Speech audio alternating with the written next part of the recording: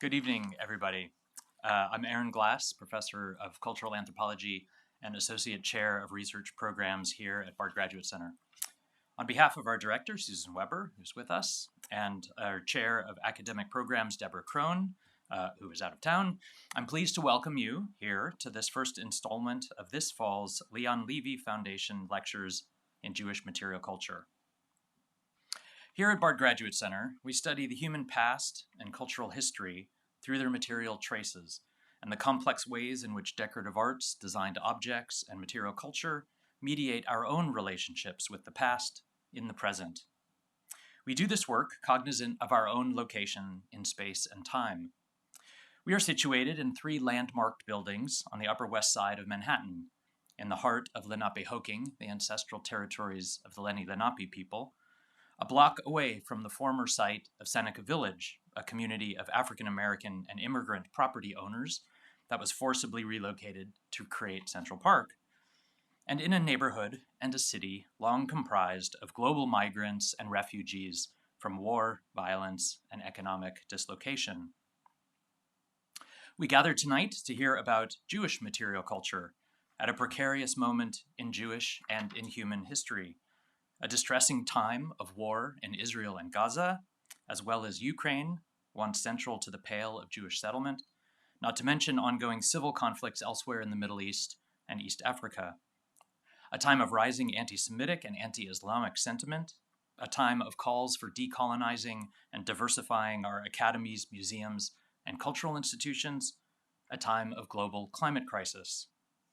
It's precisely at such times that insights from the collective human past, the material traces of both tragedy and resilience, are called on to help guide us out of our current predicaments into a common human future.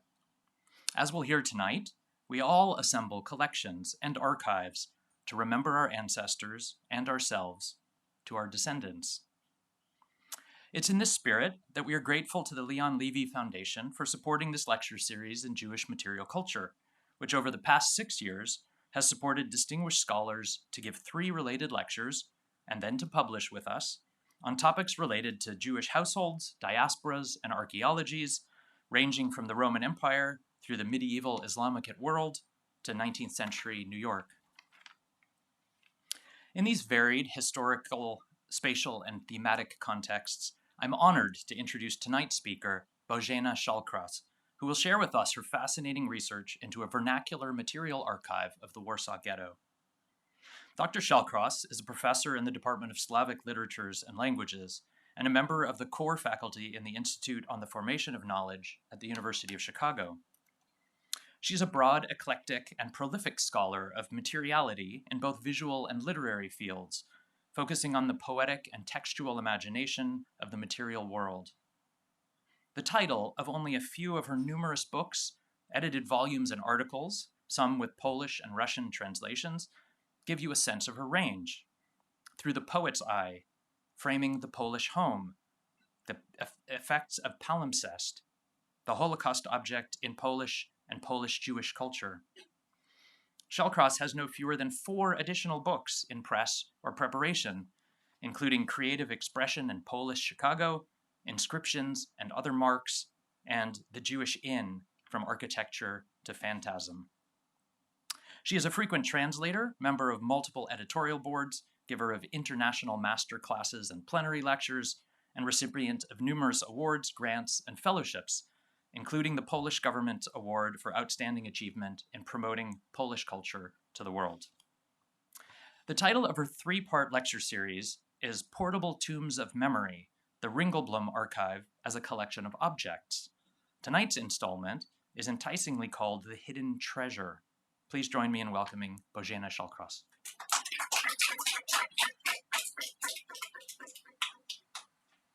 Thank you so much, Professor Glass. It was very generous. So generous that I hardly recognized myself in all that nicety. Good evening, everyone. It is my great pleasure to speak to you tonight about a subject that is very dear to my heart for quite some time already, I have been exploring the relationship between a human being and her belongings in the context of the Holocaust. And the lecture tonight is actually a wonderful opportunity for me to put together some of those ideas. I really thank you very much, everybody who organized and who the lectures and who is behind my visit here. I am dedicating this lecture to the memory of my dear friend and graduate student from the time when I worked at Indiana University. It was the late Professor Jennifer Day, who was an assistant professor at Bard College. To give you first some framework about the three lectures, I would like to read the description of all three of them. So, buried like coffins, the unassuming metal containers of the Oneg Shabbat project were filled with veritable treasure. Discovered on September 18th, 1946, on the territory of the former Warsaw Ghetto, they are understood as archives of knowledge of unique significance to the history of the Holocaust and European Jewry. The series of three lectures undertakes a different approach. It explores the Ringelblum Archives as a collection of objects that informs the perception of the bare everyday during the genocide. The question of material durability and the durability that implies fragility and erasure, as well as the method of protecting such materiality. The lectures discuss the protective function of the containers, their own vulnerability, and their contents as both ephemeral and textual objects. These three lectures are inspired and governed by Theodor Adorno's claim that it is in the unvarnished materialistic motive only that morality survives. Unquote. Archives and collections have their own, often convoluted biographies. This lecture discusses several archival trajectories. As a starting point, one must look back to the spring of 1939, when Hitler made two demands. He asked for the annexation of the free city of Danzig and extraterritorial rail access from Germany across the Polish territory to East Prussia. The so-called Polish corridor was a pretext to start the war with Poland, the war that began on September 1st, 1939. Prior to the Third Reich's invasion of its neighbor, people's growing anxiety about the coming war was often accompanied by two seemingly opposite activities and emotions. They definitely were caused by the concern about survival. So, on the one hand, we have a number of premonitions and prophecies, and on the other hand, we have preparations for the war. The Polish essayist Jerzy Stępowski wrote about the prophecies in a certain distancing way. I'm quoting, "It turned out that to predict the future was a piece of cake. It's hard and boring to describe how accurately the future was open to everyone who wanted to take pains to decode it. As early as in 1931, Szymon Ashkenazy, a Polish Jewish historian who was killed during the war, standing with me in front of the construction site of the National Museum in Warsaw, said, "Strange that people still have the energy to build in this city which is destined for destruction. I almost see German pilots throwing bombs on this street." Unquote. Prediction as a way of confronting and imagining the future belong to affective and irrational sphere, yet they trigger all sorts of practical actions.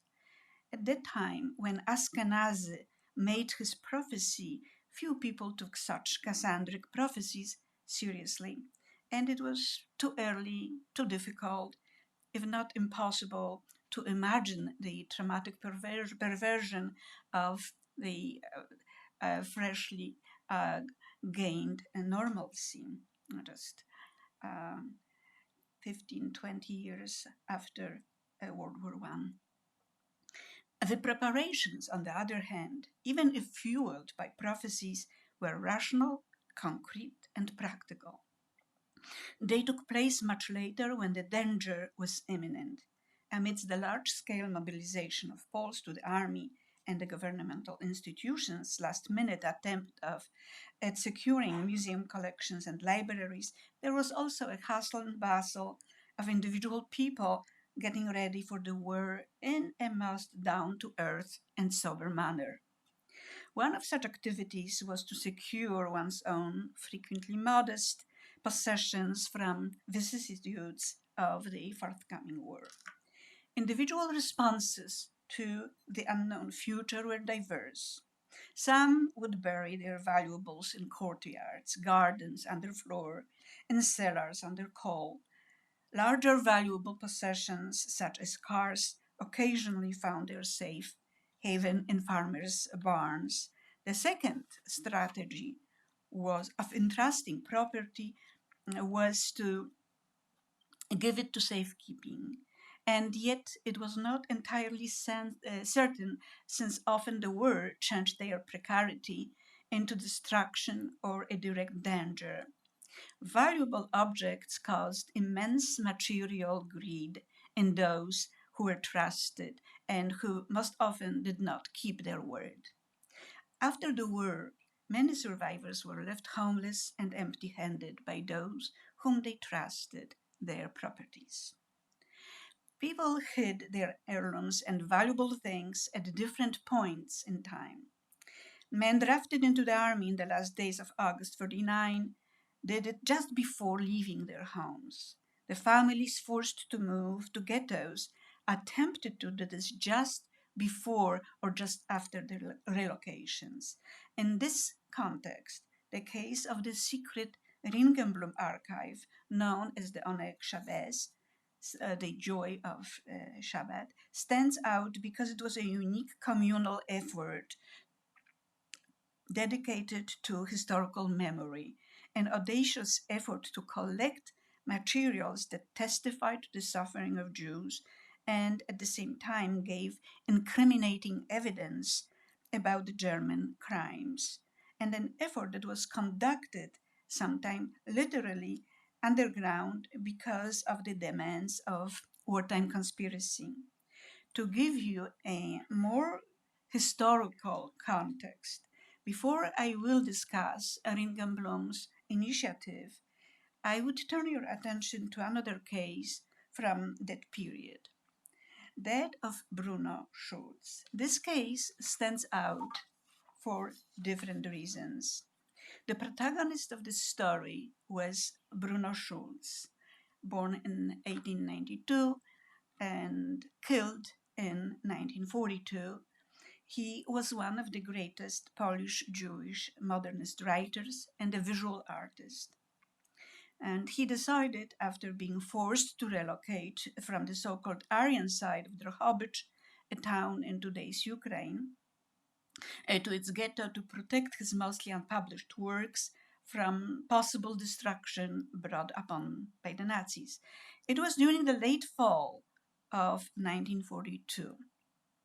And he decided to protect his work through a variety of methods.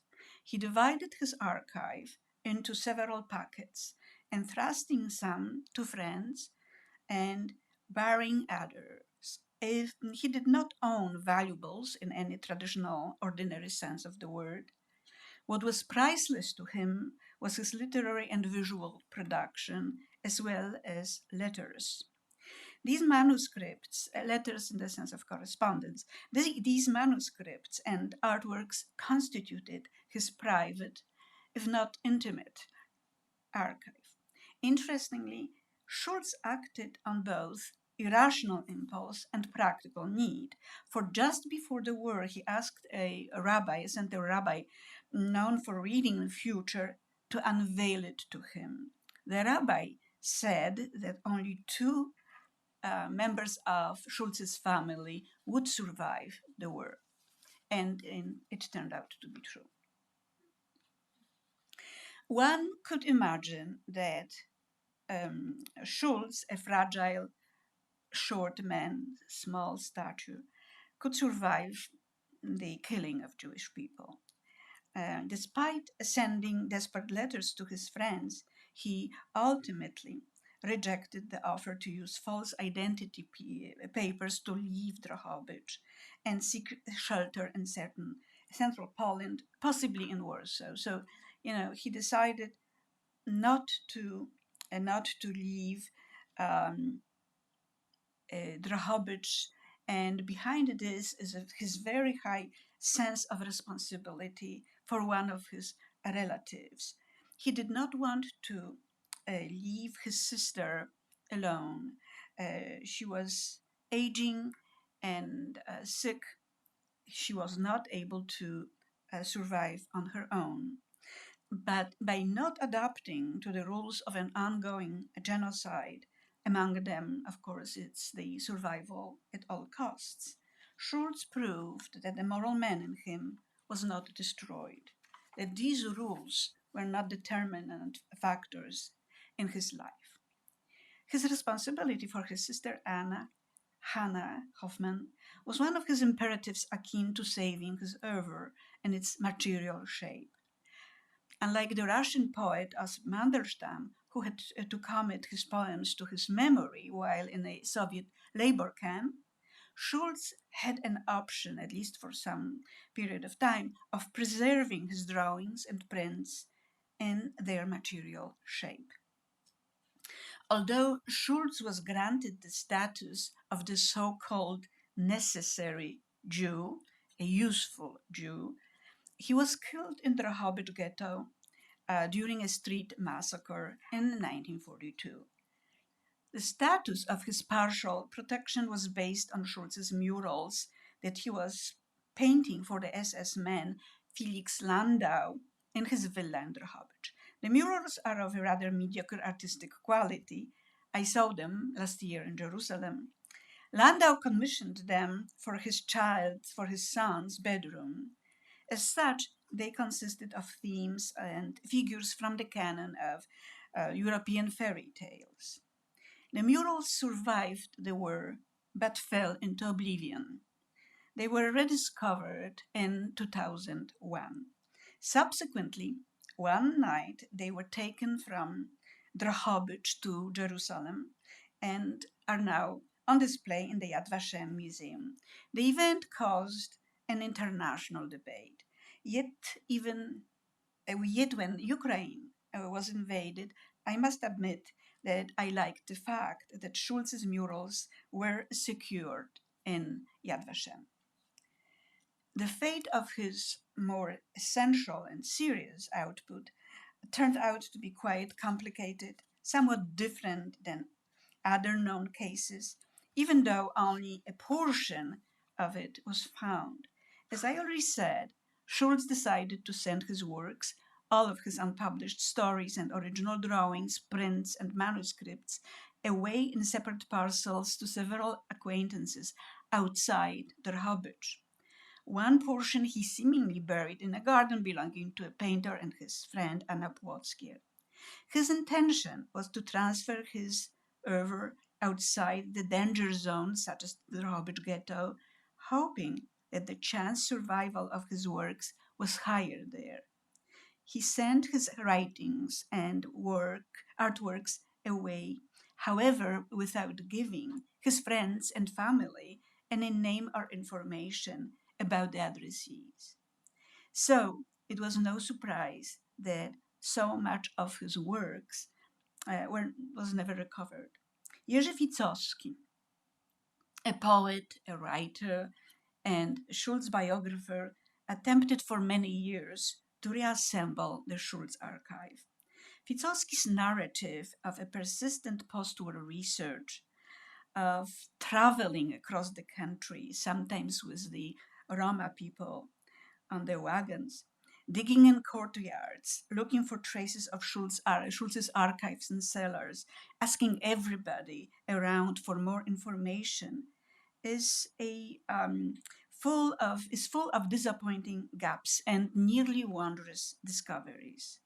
Schulz was known, so Wicowski would inquire, and subsequently he relied on hints from people who were Schulz's acquaintances and friends. Once it was a man called Alex Schulz, who, claiming to be Schulz's relative, this remains unconfirmed, contacted Wicowski. According to Alex, a person was offering to sell him a 4-pound parcel with Schulz's works. The price was $10,000. Alex asked Wicowski to authenticate the works. For several months, Wicowski waited for the phone call from Alex. Alas, Schulz's relative died from a stroke, and the chance to pursue this path of recovering the archive was lost. In another episode, Wicowski was contacted in the late 1980s by a secretary in the Swedish embassy in Warsaw with tantalizing lead. During a party at the Soviet embassy in Stockholm, one of the Russian diplomats, Soviet diplomats, I should say, told the Swede that in the KGB archives, among papers captured from the Gestapo in what was then Lvov, he came across a huge parcel with Schulz's writings and drawings. The Swedish diplomat decided to visit the Soviet Union and look for the archives. Twice he was denied a visa. Obstacles mounted and seemed unsurmountable, but the Swede was not giving up. Then he unexpectedly died. Now, an archival search in Russia for the papers of a Polish Jewish writer who lived and died in Ukraine is unthinkable. But not all trails led the literary detective Wicowski to such ends. Unexpectedly, in 1992, the year dedicated by the UNESCO, I should show you his portrait. It's a self-portrait. It's a drawing on a cardboard. So this in 1992, UNESCO dedicated the year to Bruno Schulz, and his oil painting resurfaced at an auction and was bought by the Museum of Literature in Warsaw. It is his only extant oil painting from 1920, entitled by experts Encounter, or Meeting a Young Jewish Man and Two Women in Urban Alley. So you can see the scope of his talent and also the ease with which he would employ a completely different media. In another fortunate turn of events, a portrait of Romana Halpern, Schulz's devoted friend, turned out to be still in the hands of her son, Stefan, or rather under his bed. Stefan Halpern left Europe after the war and, as Dr. Stefan J. Howard, lived and died in Los Angeles. He also discovered what happened to be the largest extant collection of Schulz's letters in his mother's former apartment in Warsaw. And just to conclude this historical context, Schulz was not the only man of letters who took pains to save his oeuvre. On the so-called Aryan side of Warsaw, Janusz Kornacki and Jerzy Andrzejewski, both writers, trusted the soil of their gardens with their archives and found them intact after the war. I know about one story that positively illustrates the concept of precarium, of trusting somebody to give him, her, what is really valuable. So, my colleague from Madison, Wisconsin, who owns a beautiful and large diamond ring, and she told me that it belonged to her husband's grandmother, a Hungarian Jewish woman, who left the ring with her neighbor. After the war, the keeper returned the diamond to its rightful owner. So this is, just one of those cases that disrupt the dominant narrative of loss. And this is Emanuel Ringelblum, the man who is behind this secret collection of documents. There were various individual forms of rescuing art and documents of value during the time of unspeakable terror. Yet the most remarkable one was the unique information gathering center organized by Dr. Emanuel Ringelblum, born in 1910 and died in 1944. So he was doing this in the eye of the storm in the occupied Warsaw. A quiet, hardworking historian and author of several publications, including Polish-Jewish relations during the Second World War, and a political activist, created a network of workers under the name Oneg Shabbat. The joy of Shabbat solicited and collected everything related to the fate of Polish Jewry. Diaries, posters, decrees, solicited testimonials, letters, photographs, works of art, stamps, tickets. The group worked in extremely hard conditions, augmented by strict conspiratorial secrecy, isolation of the ghetto, constant fear of death, poverty, and even lack of paper and writing utensils.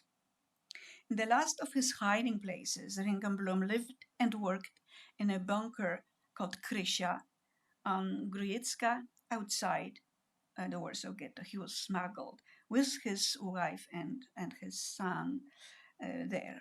The bunker was provided with a kitchen, running water, and electricity, but was very tiny, only 28 square meters, filled with bunk beds for some 30 people. The shelter was offered to him and other Jews by a non-Jew. In his study on Polish-Jewish relations, Ringelblum reflected on this situation, writing about a part of Polish society that helped Polish Jews to survive in those dark times. He and his wife and son lived because of such Poles. And yet, on March 7, 1944, Germans discovered the bunker only because of a denunciation by a Pole. All Jews who were in hiding, as well as their rescuers, Mieczysław Wolski and Janusz Wysocki, were taken to the Pawiak prison and most likely, on March 10, 1944, were executed in the ruins of the ghetto. At this time, the fruit of Ringelblum and his team's labor was safely buried. At the turn of July and August 1942, during the great liquidation of the Warsaw Ghetto, which was a brutal deportation to mostly Treblinka, 3 of Ringelblum's associates started to bury the collection. The first part of the archive, in welded tin boxes, was buried in the basement of a school at 60 at Novolipki Street. In the same place, 2 milk cans were hidden at the beginning of February 1943. That batch of archives contained materials collected since July 1942. The records collected after the first 2 parts were buried were hidden at the beginning of February 1943. And it is the third portion that is thought to be buried under what is now the Chinese embassy in Warsaw that was never found. There were attempts at many searches in 2005. The last search failed to find the missing archival material. Altogether, the archives were put in 10 tin boxes and 3 milk cans. It was nearly impossible to locate them in post-war times because the ghetto, including the streets layout, as you can see, this is the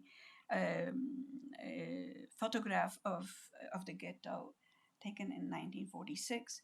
The streets are almost entirely obliterated. Some ruins are already cleared from the main roads. It was Rahela Auerbach, one of the 3 surviving members of Oneg Shabbat, a remarkable woman. I am never going to stop talking about her, who besides Hirschwasser and his wife, after the war, initiated the search for the buried collection. Auerbach also had to start a fundraising campaign and find sponsors to support the costly and long process of the archives restoration. The first portion was recovered in September 1946 thanks to Wasser, who was the only one among the living who knew the site where the archives were secured, as he, the secretary of the group, Oneg Shabbat, participated in burying them. 2 of the canisters containing thousands of documents were unearthed on September 1946 and farther than 10 boxes in 1950 by sheer accident caused by the demolition and construction at that site. Subsequently, all 30,000 of the archived pages were painstakingly restored, digitized, and published. The last 30th volume on Pamejówek and Kulmhof camps appeared last year. So I wanted to turn your attention to the fact that Hirschwasser, the man here in the picture, has a very faint smile on his face. It is not without reason. David Grabar, one of the youngest Oneg Shabbat collaborators, participated in burying the first part of the archive and wrote the following in his testament. He didn't survive, of course. I'm quoting, "I would like to live until the moment when it will be possible to dig out this great treasure and scream out the truth. Let this treasure get in good hands," unquote. One could hardly find hard to think of the rusty milk cans as containing treasure in a traditional sense, even though we are familiar with the reversal mechanism of material values, as in the popular saying, "One person's trash is another person's treasure." But what kind of treasure did Grabar suggest through his elevated rhetoric of apprehension? Grabar believed the truth and memory about the genocide perpetrated by the Nazis was priceless. Finding this truth would grant the seeker a moment of joy, of jouissance, as psychoanalytical discourse calls it. And indeed, Wasser was smiling while giving one of the boxes to a friend, also a survivor, well-known survivor, Michał Borowicz. So the archive was saved, at least, 2/3 of it. The mechanism of deception performed by the containers' unappealing appearances is another aspect of this whole development.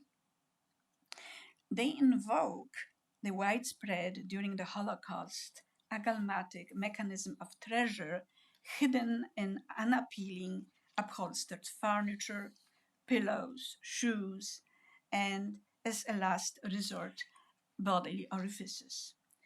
The ugly and damaged containers of all kinds could have deceived a thief who would pry open them and, overtaken by greed, would extend his hand inside them only to find old documents and small artifacts of ephemeral nature instead of Jewish gold. Such a person would have been disappointed, or, as some narratives that I read, very angry. Some stories actually reveal that German SS men, particularly corrupt as they were, would use knives and bayonets to pierce every object in the apartments that they intended to loot. Whom should the victims trust more, their neighbors or the soil in the cellars and yards? There is no one good answer because there are several conflicting patterns of the object's existence, survival and existence. Even the first cursory glance at the objects tells the beholder that these milk cans are not ordinary, that they are not the kind of milk cans that one used to see along the road somewhere in Wisconsin, or for that matter, along village roads in Poland. These objects, despite their vintage look, are not a part of some rustic porch display. The rust familiarizes them and made them look eerie. To begin with, they are so badly corroded that an uninitiated beholder must have wondered whether they were stored or what they went where they were stored or what they went through. When they were covered with dirt and this fantastic rust that one could study to understand the nature of the decaying matter. So here they are still covered with soil, with dirt, and subsequently this all was cleaned up. As containers, these objects have their own biographies distinct from what they contained. Their biographies are uncanny, as they are inscribed on the object's richly textured surfaces, and these surfaces were not inscribed by human hand, but by water, the passage of time, the poor quality of the poor quality of the metal from which they were made.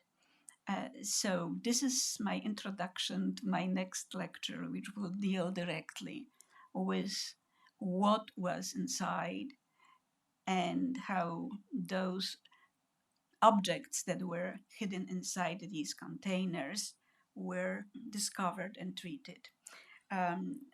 Here is the group of the Oneg Shabbat archivists. They are just trying to read the code and organize the documents. And this is the last of the images I wanted to show you to point to a difference between those gray pictures of the containers and those gilded by the light containers. The same containers, the dirt is removed, they are secured in their half damaged state, and they contain treasure. The treasure that is meant to create memory, its foundation, but also to give joy to its founder. As you will see, the joy because of what the documents recorded, what is inscribed on them, that joy was actually very short-lived. And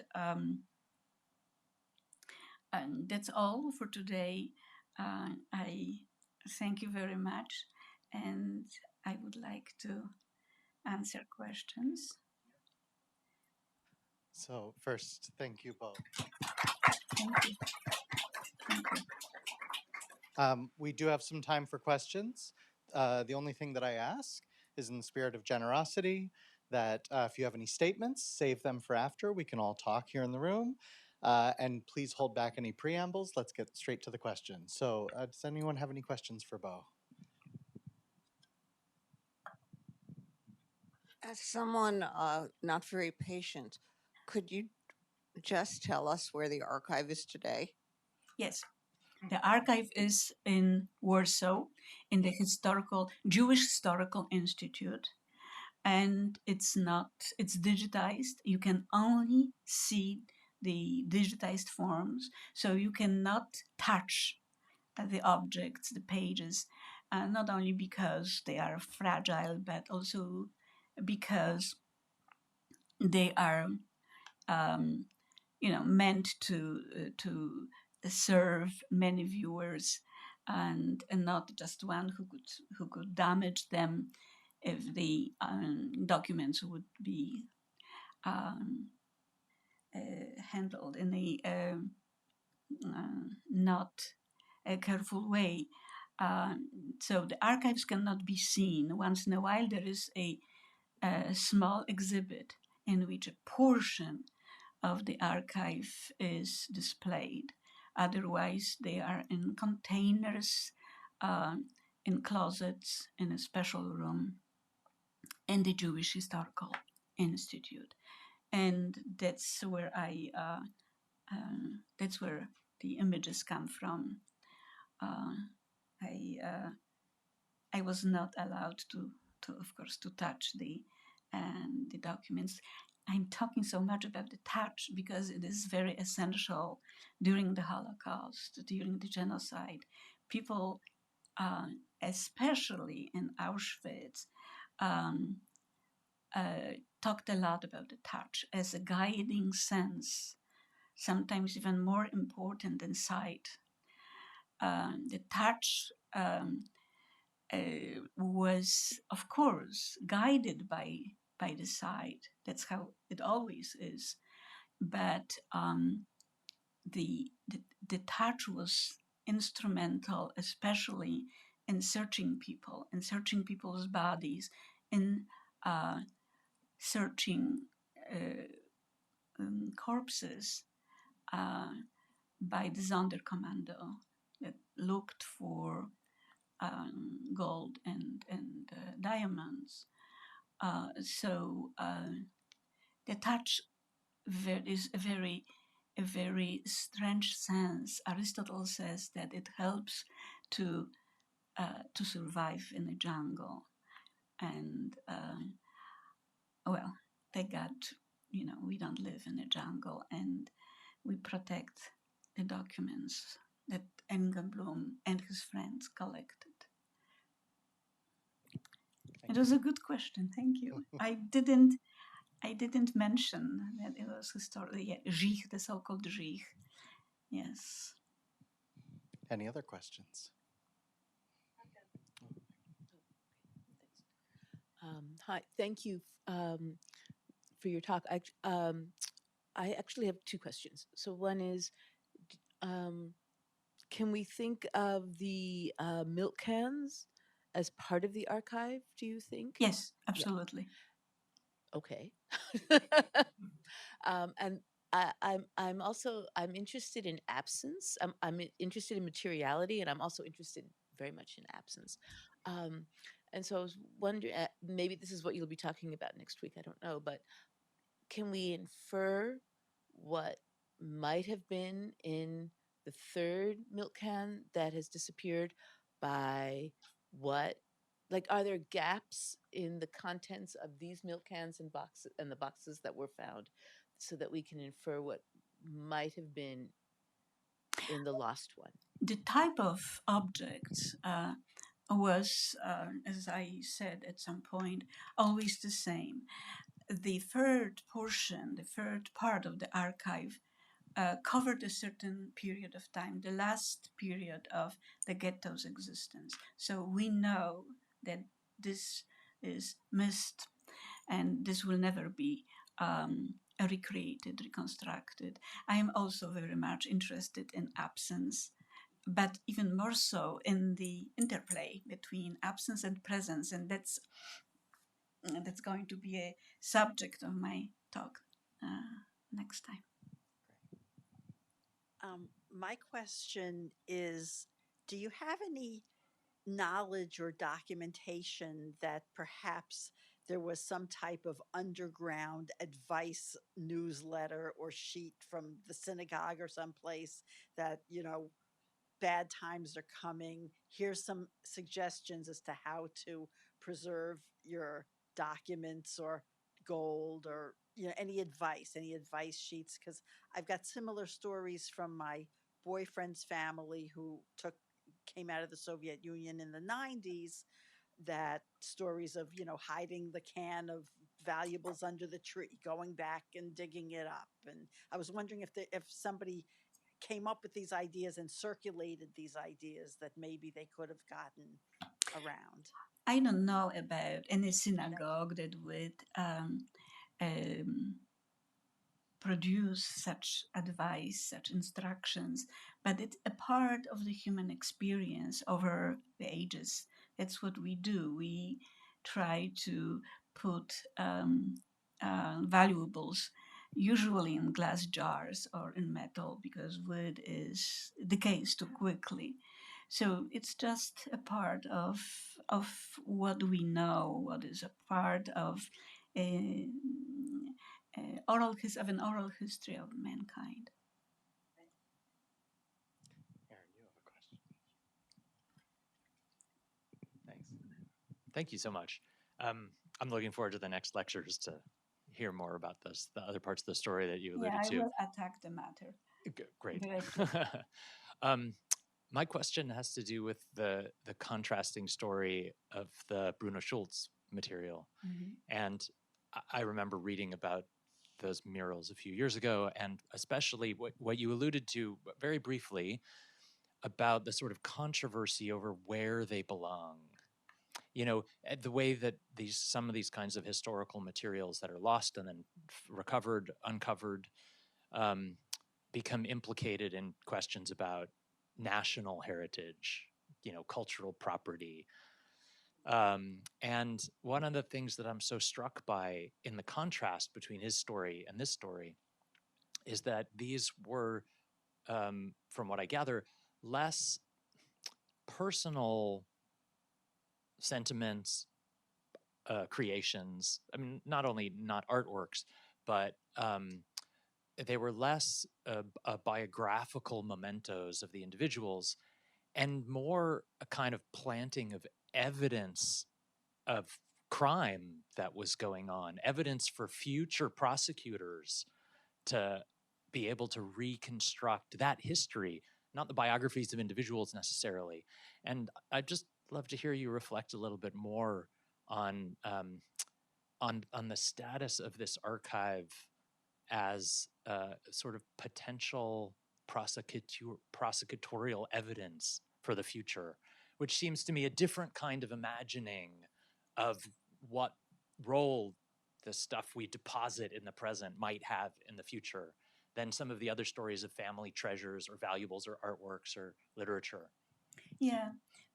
Well, I do talk about this a lot in my book about the Holocaust objects, but there is only one case, and it's not a part of the Ringelblum Archive, that helped prosecutors in Poland to imprison two criminals from Lvov. And it was a case that was described in a poem, an amazing poem by Zuzanna Ginczanka. And she described, among others, the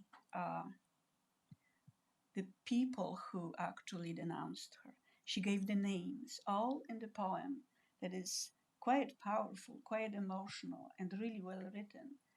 So this is the only case I know. Otherwise, of course, these materials contained incriminating evidence. But, you know, people who wrote them, people who sent testimonies from, distant um, uh, extermination camps or internment camps, uh, from either the general government or the Vartagauk, those people were dead.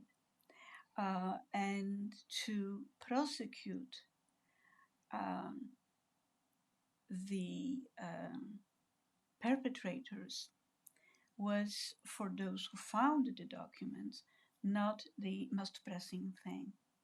There were numerous other archives which gave plenty of material to prosecutors, and in particular, Pamiechówek archive. It was a little town with a camp, and the Kumhof am Ner camp, where only 8 or 9, we don't know exactly, people survived out of hundreds of thousands that were killed. So the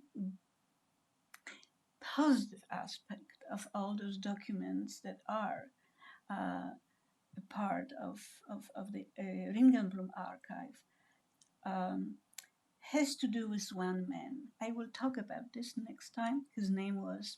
He had 3 names. He was an amazing young Jewish man from central Poland, not far away from where my family comes from. And he escaped and reached the Jewish settlement, warned the Jews, went to Warsaw to continue this alert. And in Warsaw, he was interviewed by Wasser, the man who was smiling when recovering the archives. Wasser interviewed him meticulously. And the testimony, maybe we should wonder whether, Wasser was an co-author of this testimony. I don't think so. But this testimony was smuggled from Warsaw to England, and it was delivered directly to a few institutions. So the West knew of the existence of death camps, of quick death camps, very early. And they knew it because of this one man who escaped, Kulmhof am Ner, who was interviewed by Wasser, and who ultimately smuggled the stuff. Well, he didn't smuggle it himself. It was another guy, Jan Karski, who smuggled the documents to London. And so the New York Times published a very alerting article about the fate of Jews in Poland, as based on Kulmhof am Ner. It was a particularly cruel quick death camp. The Polish government in exile knew about this. The British government knew about this, and as you know, little was done. Thank you for that preview. I'm sorry, it was too long. No, it was. I will say that, and then we have another question here that we do hope that you all will come back next Thursday and the following Thursday as this story and this research project continues. But we have a couple more questions. Thank you very much. And I want to link a little bit to what Aaron Glass just said with the modality these objects have for the future. I think they can be, you presented us the milk cans as a case study of a practice that was much more widespread at the time of hiding things for the future. And it is, I think they can be understood in very different ways. Sometimes they express a hope, sometimes they're resistance, sometimes they're acts of desperation. And I think maybe one thing I wanted to ask you is whether actually we need to have the contents of those objects in order to understand what that modality was. And then something else you mentioned briefly was the agalma and the joy. Yeah.